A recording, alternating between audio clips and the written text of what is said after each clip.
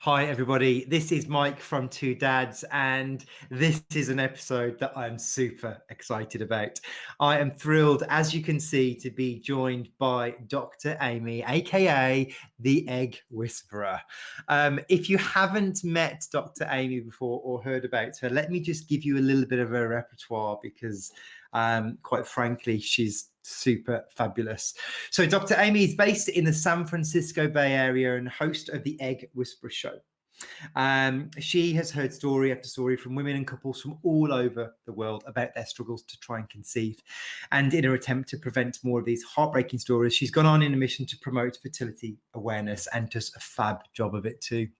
Her hope is to empower women, making them more aware of their personal fertility levels, to allow them to be better educated about their options. And never again does she want to hear, and I hear this too, if only I'd known this 10 years ago that my egg reserves were running low, I would have done things differently.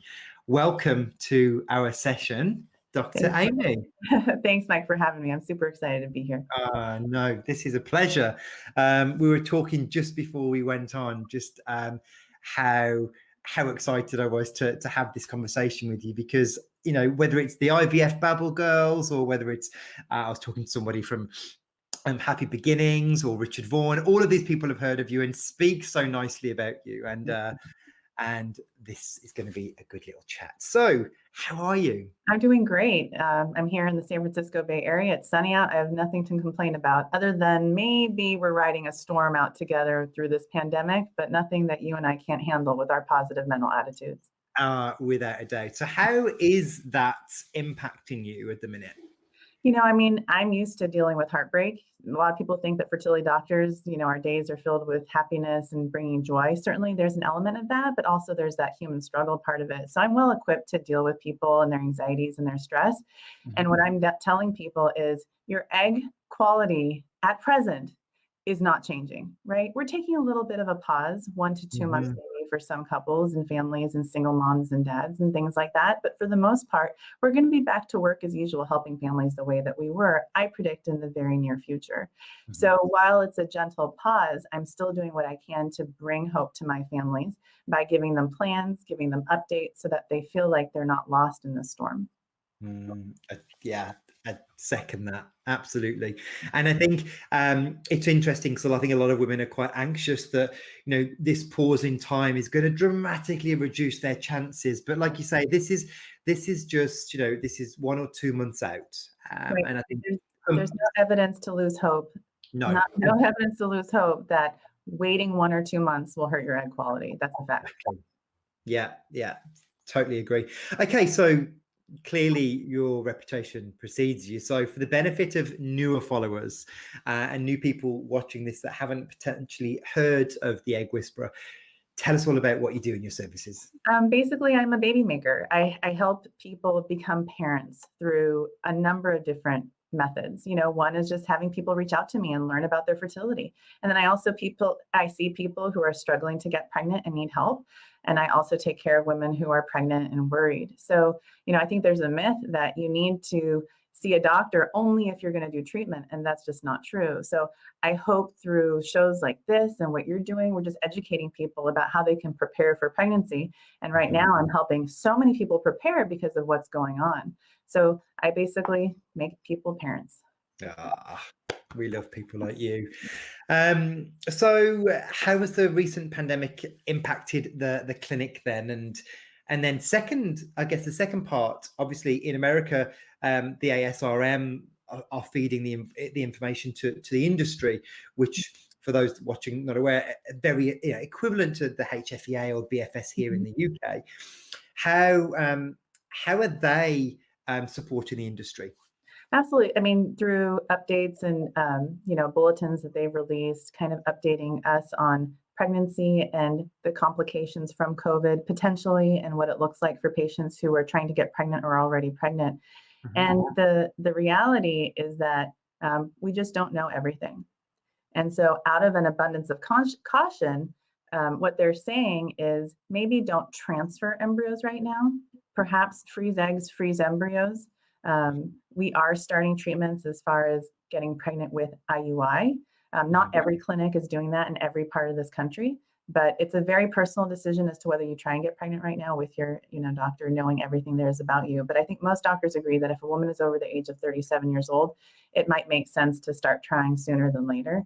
And there's no better time than now for a lot of people. Yeah, yeah, agreed. And I'm assuming that obviously, we're already seeing Denmark open and open for business.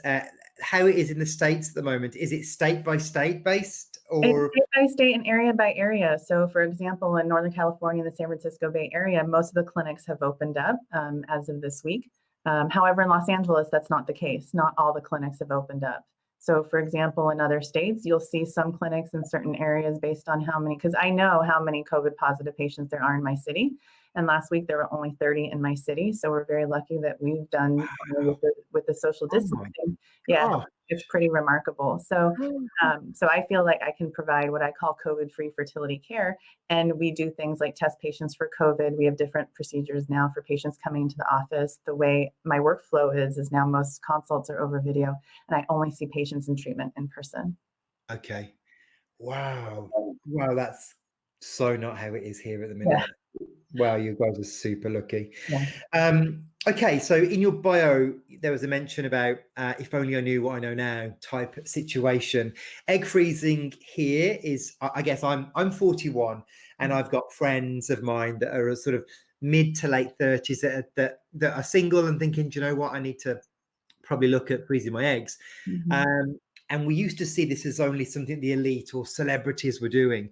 So how egg freezing is becoming more popular here in the UK.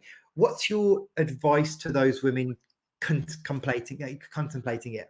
Yeah, I mean, I think everyone should know about it. Everyone should think about it, and everyone should ask themselves, is it for me? And I have these things, I call them the egg whisperer golden rules, and they're really simple. If you're 32 years old and you want two kids, you don't have one already, talk to your doctor about your fertility levels and getting your eggs or embryos or both frozen.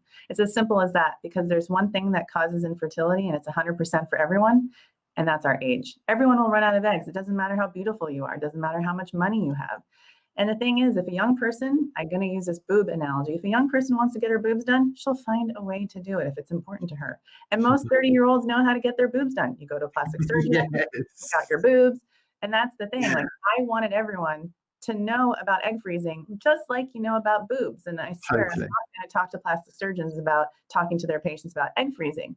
But that's kind of how I talk about it. It should be something easy to talk about, easy to find out about, and, not taboo.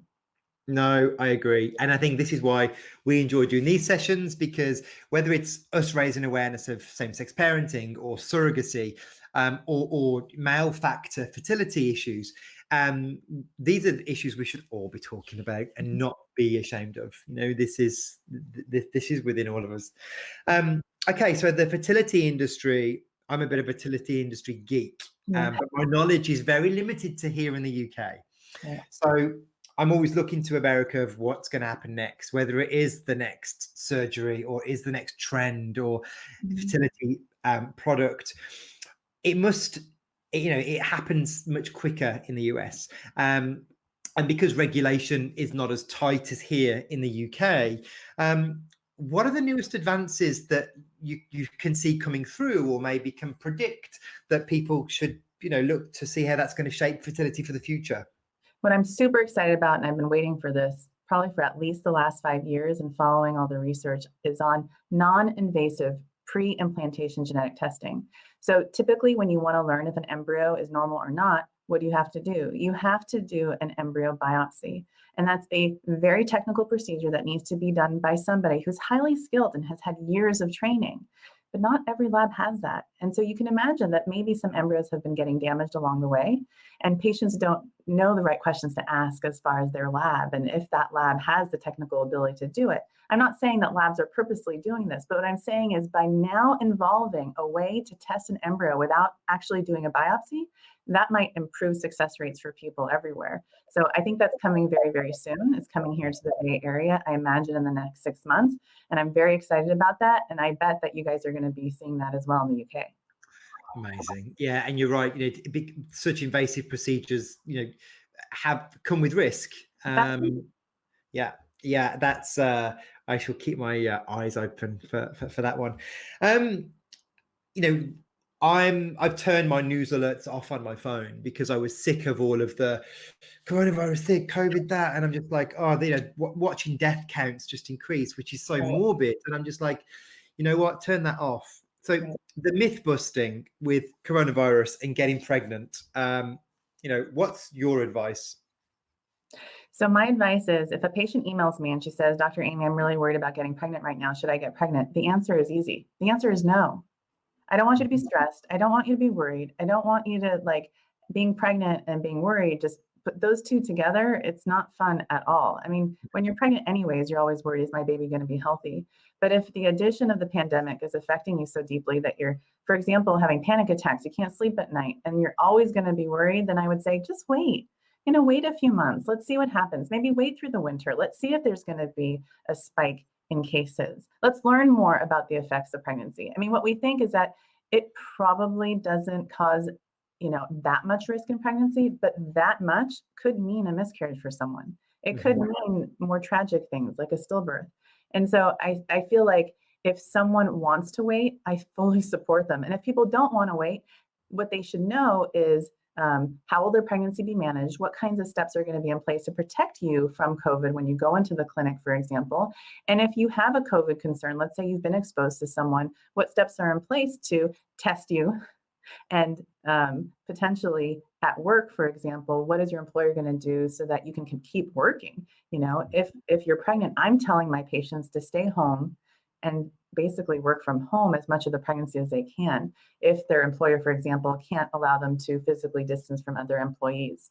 Yeah, incredible. And I'm loving this already, and I'm coming close to our last sort of question now, and that's obviously related to we've got 2.5 minutes left. Yeah. So this is your tips, your advice, and feel free to let's talk about signposting more information to your services, because let's get that out there, because the work you do is tremendous. So your tips then, Doctor. I mean, basically fertility tips, I can just go through what I tell everybody, what I want everyone to know. So get your levels checked by the time you're 25 years old. If you have a family history of infertility, like your mom needed to do IVF to get pregnant with you, or she went into menopause early, get your levels checked even early, like at 21. And let's say you got pregnant and had a baby. Don't believe that myth that just getting pregnant means your next baby is going to be easier. At that postpartum visit, when your doctor is talking to you about contraception, use that as an opportunity to say, hey, when do you think I should try and get pregnant again? What do you think about my fertility levels? And then the other thing is, it's not just all about eggs. As women are getting older, so are guys. And there are great things that guys can do now from home. And I wish women had those tools, but you can freeze your sperm from home. There's actually a UK company that's doing it now. In the US, we have several companies that are doing it. They're at-home kits that are being sent out. And I'm recommending sperm freezing right now. And I always have. I actually threw a sperm freezing party in 2016. It was kind of awkward for obvious reasons. But I'm all about education. So if I have, and I'll just throw a quick scenario out. I know we don't have that much time, but if I have a couple who's been struggling and the sperm quality was low and we finally got pregnant with an IUI, I'm going to say, let's freeze some sperm now, so that when you're ready for baby number 2, if the sperm isn't as good, we know that the sperm that we had in this moment was fabulous for making a pregnancy. Just on it. That's just incredible. I knew I was going to enjoy this. I knew that you would get so much information in the 15 minutes that we could. So for those people, obviously at the start, before we come on, we have our little brief, and Dr. Aimee was like, right, it's fine. Okay, I can speak fast. I can get this through. It's fine. We can get this information through. And I think you will all agree, you have just had a bumper session of easily a half-hour session, but we have just got into that magical 15 minutes. Dr. Aimee, you have been a pleasure. Can you just remind people of your website and your YouTube channel, please, that people could have a look at?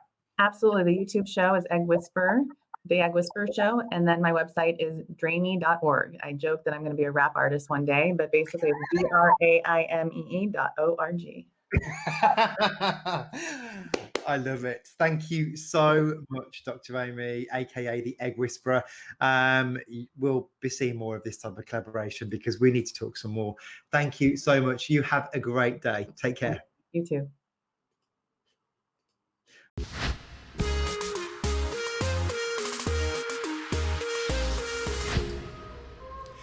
If you like what you've seen so far, head over to our website at www.TwoDaddies.Co.uk. There you can read our blog and subscribe to our newsletter. Or find us on Facebook and Instagram, simply searching at TwoDads.U.K.